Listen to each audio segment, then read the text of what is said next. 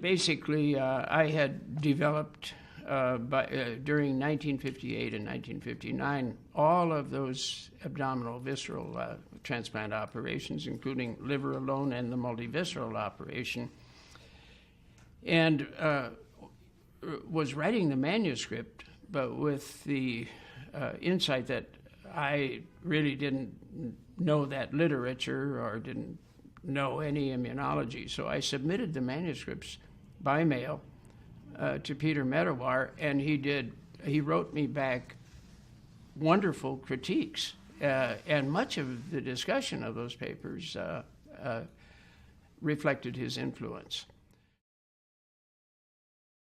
But I would suggest that they at least consider seriously, if not reconsider, a decision to go into transplantation. Because at least as it existed all the time that I was working in that field, it required an irregularity of your lifestyle that really never could be straightened out. So it put your families at peril, and I think it actually was an unhealthy lifestyle for the people who were in it, and that actually was reflected by the fact that of the originals, the people that were working in the field in the 1960s, practically all dropped out and went off into other areas, with a very few exceptions. And of the earliest people, the first wave, Roy Kahn and I have been the only survivors.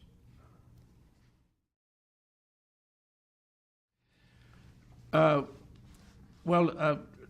contact with Carl Groth was resulted from a visit that was paid to Denver by the guy that was chairman of surgery at Seraphima Lazaret Hospital in Stockholm, who himself was a pioneer in transplantation, and particularly, or I should say with a particular interest in thoracic duct drainage and other means of lymphoid depletion. So he came to spend a week seeing what was going on, having heard the rumors that there was a lot of activity, and went back and arranged for Carl Groth to come. Carl Groth's background and ultimately his PhD was in rheology, the study of flow. So it was kind of an appropriate, but more or less an engineer background. And so it took from that time until Groth arrived in 1966, that long, about 3 years, to get a Fulbright scholarship. Of course, you remember those were very prestigious scholarships, and very they turned out to be, it was a tremendously successful program. So Carl showed up in 1966, ready to go, with a history that he encountered when he arrived of 5 previously failed clinical attempts at liver transplantation. These cases had been done in 1963, and with maximum survival of only 23 days. So when Carl came, he wanted to get right to work and do a 6 case, and it was an interesting situation because I wanted to do a 6 case, but I wanted to do a 6 case with an enthusiastic and powerful team, and that was not possible in Denver at that time.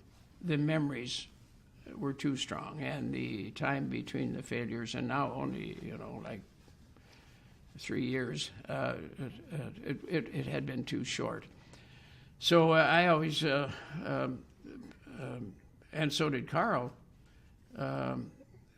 looked at what we were about to embark on as another attempt at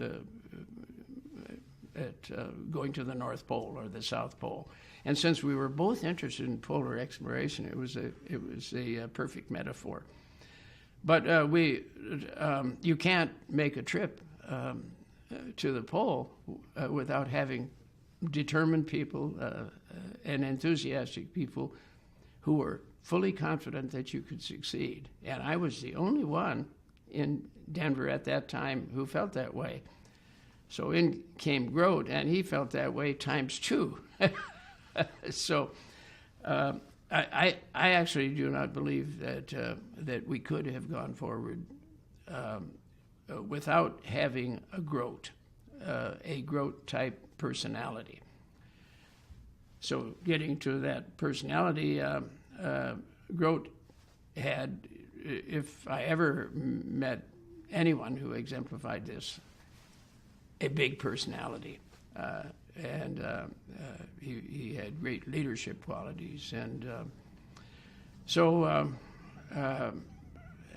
he had other qualities too. He was a person of tremendous integrity, very intelligent guy, and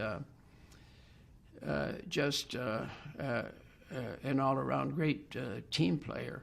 So he, over about 2 years, which was the time he was there for the fellowship, for the scholarship, that accounted for 2 years of his Denver life, and then he came back as a member of the faculty.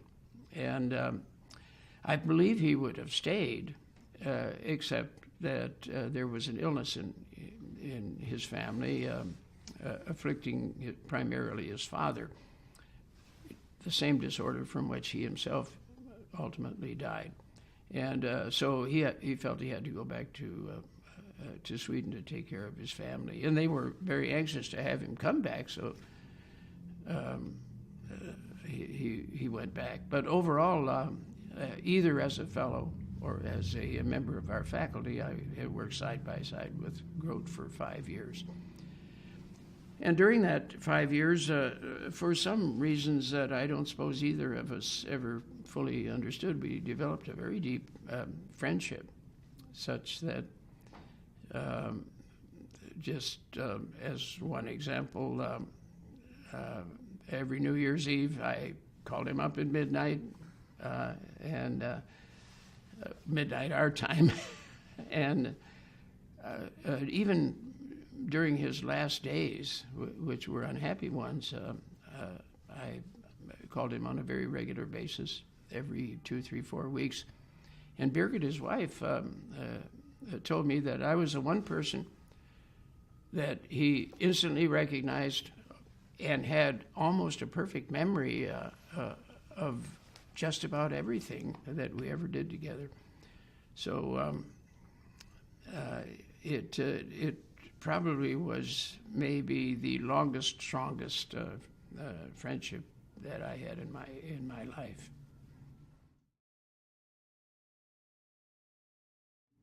Felix Rappaport also inexplicably, because he was highly critical of me at the beginning of my career, thinking I was kind of an irresponsible pistol-shooting cowboy, Felix Rappaport and I became very close personal friends. And I think amongst the professionals, probably Felix Rappaport was second only to Grote as an intimate friend. I think at the top would be the fact that finally the experience and experiments in transplantation led to elucidation of the mechanisms and meaning of acquired tolerance. It also provided the first clear examples of immune surveillance for tumors, and it gave birth to, particularly liver transplantation, an important branch of physiology called hepatotrophic physiology.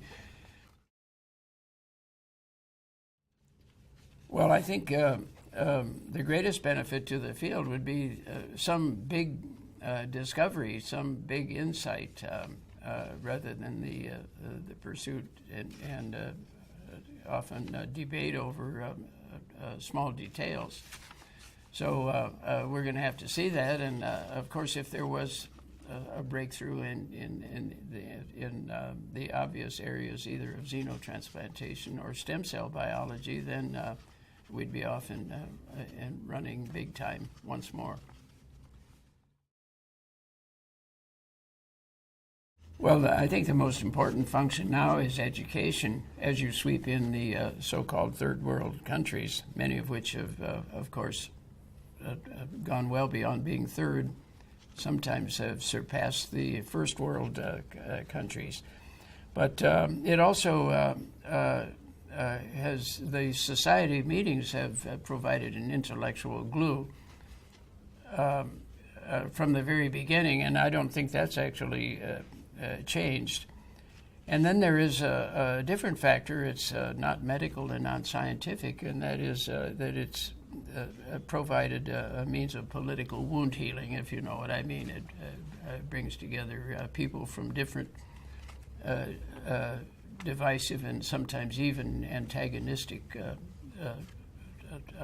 environments, all on the same platform.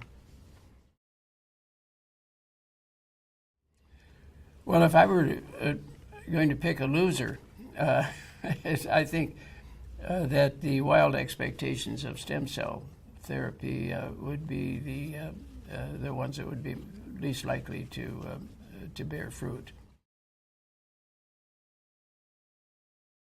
Well, that would be the one that's been on the downslope recently, and that's xenotransplantation. I think that something is more likely to happen in that area more quickly and there will, if that occurs, would be a renaissance. But I think if any one of three areas go big time, they will become increasingly represented at the meetings: stem cell therapy and xenotransplantation. And the third, and perhaps the most likely to bear fruit early, would be the miniaturization of engineered artificial organs, because the engineers are taking over everywhere else. Why shouldn't they take over here? Well, it's the one great, or it has been over a period of nearly a third of a century, the one great international meeting that has dominated the field. It's, of course, it's come into competition for that lead role with the American Society of Transplantation, but I still think that it's holding its own. Well, I think Peter Medawar would have to be the top of the list. I don't know anyone who comes close to that. Well, that's a tough question now because it's become such a tough field with the government regulations and disputes about allocation of scarce resources, the scarce resources being organs. So if that ceiling imposed by scarcity could be broken, then I think there would be a big explosion too. But for that to occur, it will require advances in one of those fields that we've been talking about: xeno, stem cell, or ingenious engineering. But there's going to be plenty to feed this society. I don't think it's going to go away.